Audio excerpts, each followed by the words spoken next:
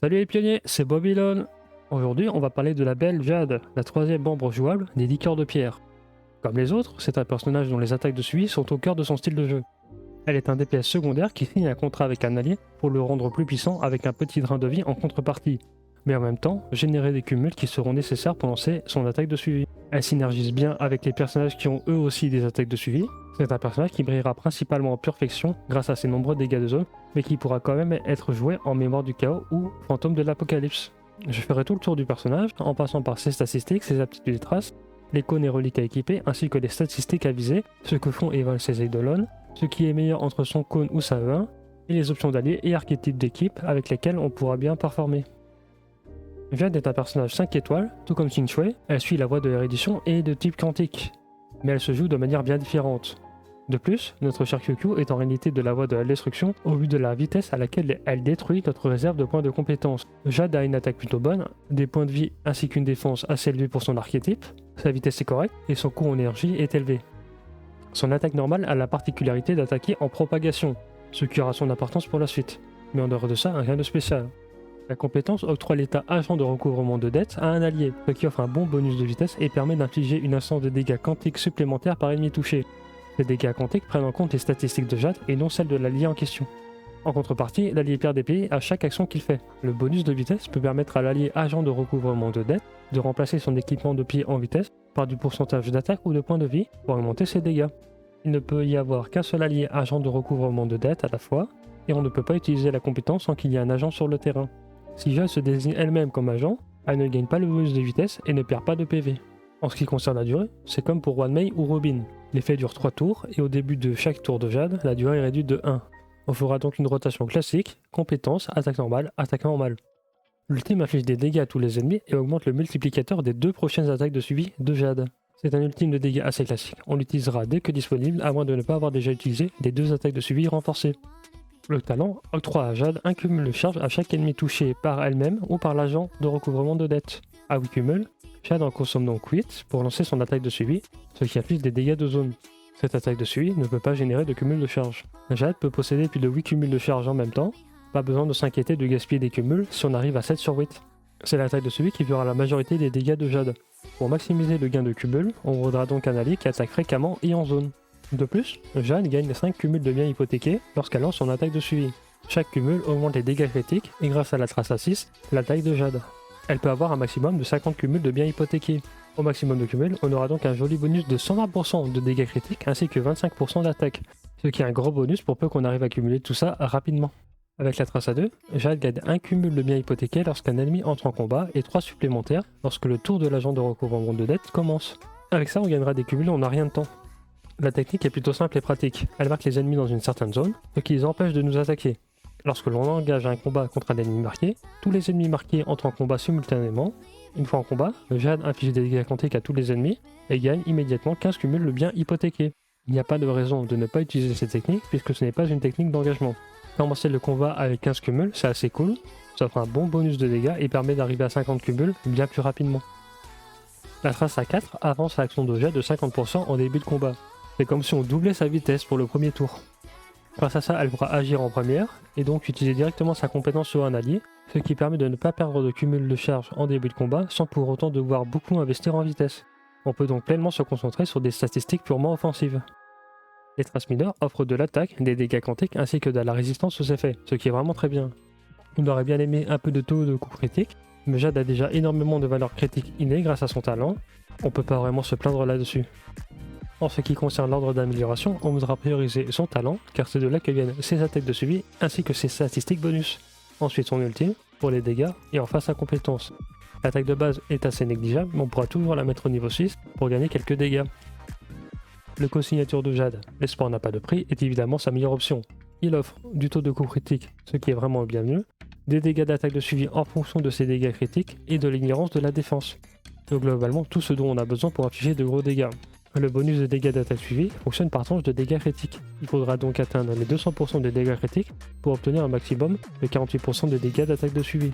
Cela se fera très facilement, puisque Jade gagne naturellement jusqu'à 120% de dégâts critiques via son talent. Additionné aux 50% natifs ainsi que des petits bonus à droite à gauche, via les alliés ou par les ensembles de relais planaires, on aura déjà rempli les conditions très largement. Dans les autres cônes de 5 étoiles, on a donc celui d'Himiko qui fonctionne assez bien, puisque j'ai des pensées pour affronter beaucoup d'ennemis à la fois, et qui seront assez souvent en état de rupture. Attention à ne pas s'assurer en attaque avec les reliques et autres bonus alliés. Le cône signature de Jigmon est plutôt bon, les dégâts critiques sont bienvenus, mais il faudra bien investir en taux de critique pour arriver à un équilibre. Les dégâts de compétences et d'ultime sont ok, mais pas importants. Cependant, on a un droit à une attaque de suivi boostée après l'utilisation de l'ultime ou de la compétence, et c'est plutôt dans l'esprit du personnage. Le défaut principal du cône est qu'on ne profite du bonus de dégâts que pour une seule attaque de suivi par ultime ou compétence. On va éviter d'utiliser celui d'Argenti, puisqu'on cherche des dégâts d'attaque de suivi plutôt que d'ultime. Pour les 4 étoiles, on a pas mal d'options qui fonctionnent bien. Le cône du pass de combat, encore une belle journée qui s'annonce, sera lui aussi pertinent. Jade ayant un coût en énergie de 140, cela nous donnera donc 56% de dégâts en superposition 5. Il y a aussi Repos des génies et le jour de l'effondrement du cosmos qui offrent des bonus similaires. Le premier demande d'éliminer des ennemis, ce qui se fera très facilement en pure fiction, tandis que le second, lui, veut qu'on attaque au moins 2 ennemis avec une faiblesse correspondante, en plus d'être disponible en boutique contre des rémanences luminescentes, et dans l'écho de la guerre, hommage au rêve calciné, ce qui fait qu'on peut facilement le superposer au rang 5. Le petit déjeuner c'est sacré, qui est aussi obtenable en boutique et dans les autres échos de la guerre, est une autre bonne option. Il se cumule très facilement et offre des statistiques plus que correctes. La naissance du mois est aussi utilisable, mais n'offre que les dégâts d'attaque de suivi. Il faut idéalement que les ennemis soient en dessous de la moitié de leur vie pour être pleinement efficaces. Le meilleur ensemble de reliques sera évidemment Génie des étoiles. C'est un incontournable pour tous les DPS quantiques. Les 10% de dégâts quantiques sont cool, mais ce qui nous intéresse vraiment, c'est l'ignorance de défense qui peut aller jusqu'à 20% quand l'ennemi cible a une faiblesse au quantique. Cet ensemble est d'autant plus pertinent s'il est combiné au cône signature ou à un allié permettant de baisser ou d'ignorer la défense ennemie. On peut aussi utiliser le 4 pièces Grand-Duc Incandescent qui donne 20% de dégâts d'attaque de suivi ainsi que jusqu'à 48% d'attaque. Ce sera facile d'avoir le maximum de cumul puisque l'attaque de suivi affiche plusieurs instances de dégâts sur chaque cible. Cet ensemble est légèrement moins performant que Génie des étoiles, mais a une bien meilleure constance puisqu'il ne dépend pas des faiblesses ennemies. On peut évidemment utiliser une combinaison de 2 pièces plus 2 pièces en attendant d'avoir un ensemble 4 pièces complet. Dans ce cas-là, on prendra les ensembles Génie, Grand-Duc, Mousquetaire ou Prisonnier et on choisira les mélanges ayant les meilleures statistiques secondaires. En ce qui concerne l'ensemble d'ornements planaires, on a l'embarras du choix, puisqu'on a 4 ensembles différents qui fonctionnent très bien avec Jade.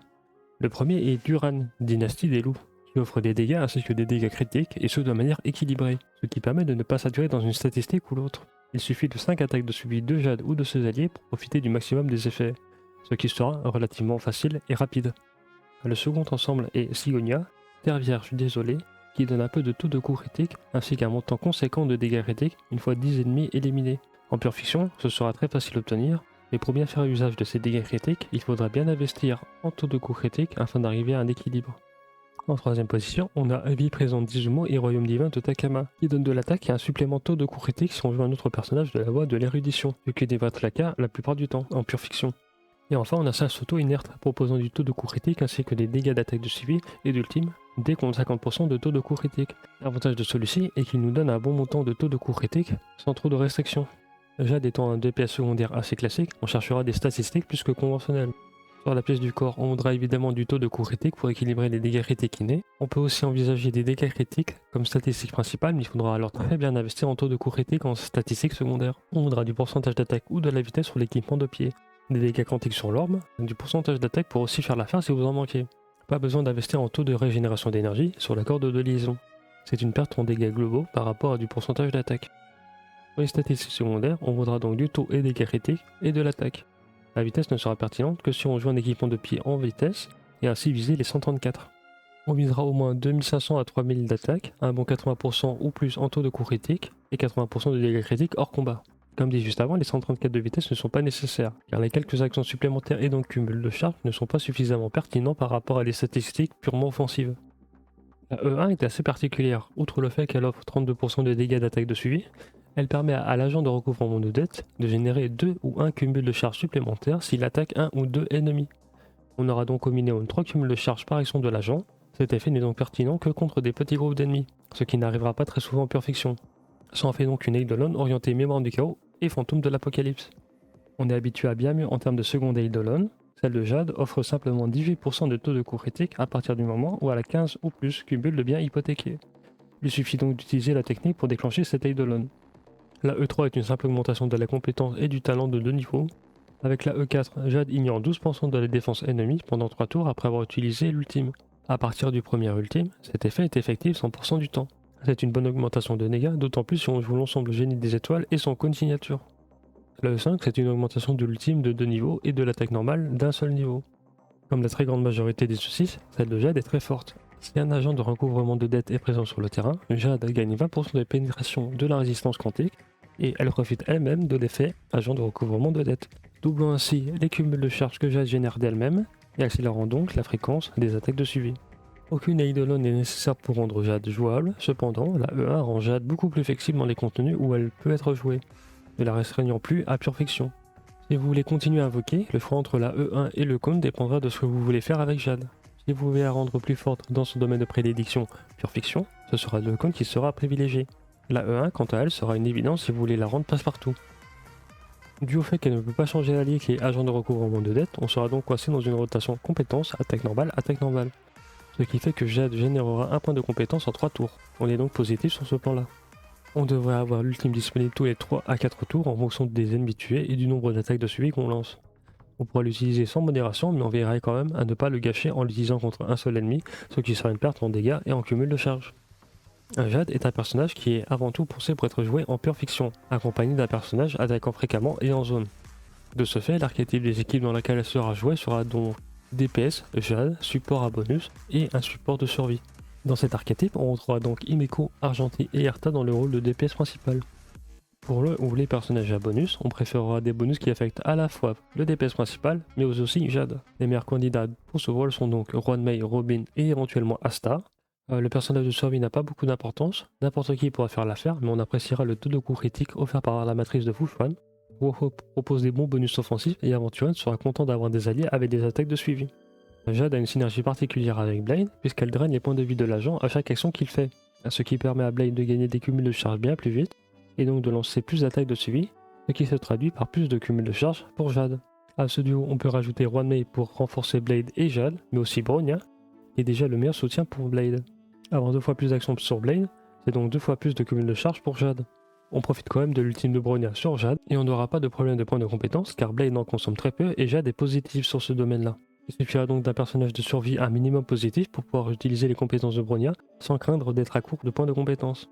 Pour les plus grands fans du personnage, on pourra éventuellement jouer Jade en tant que DPS principal, même si ce sera moins fort que dans une équipe avec un double DPS. Pour ce faire, on voudra un personnage de soutien rapide et qui peut attaquer en zone, qui sera notre agent de recouvrement de dette. Comme Pela, avec l'ensemble aigle de la frontière du crépuscule et en alternant entre sa compétence et son attaque normale, pour avoir son ultime disponible tous les 2 tours. Ou alors Yocha ou Gallagher avec le cône démultiplication pour remplir le rôle de l'agent. Avec ça, on peut ajouter Robin qui permet d'avancer l'action de toute l'équipe tout en offrant un gros bonus de dégâts. Avec la E1, on peut essayer des compositions orientées mémoire du chaos ou fantôme de l'apocalypse, avec des personnages comme Célé ou Topaz, et même pourquoi pas Yangqing. On voudra alors utiliser Robin pour avoir plus d'action, et des personnages de survie qui génèrent pas mal de points de compétences. En conclusion, Jade est un très bon personnage qui brille en pure fiction, mais qui aura plus de mal dans les autres contenus difficiles. Elle vous rendra la vie beaucoup plus facile dans le mode où elle excelle, et elle sera une très bonne addition à votre compte car il y a actuellement très peu de personnages designés pour pure fiction. Merci d'avoir regardé la vidéo, j'espère qu'elle vous aura plu, aidé ou même donné envie d'invoquer le personnage. On se retrouve bientôt dans un prochain guide, passez une bonne journée et à la prochaine.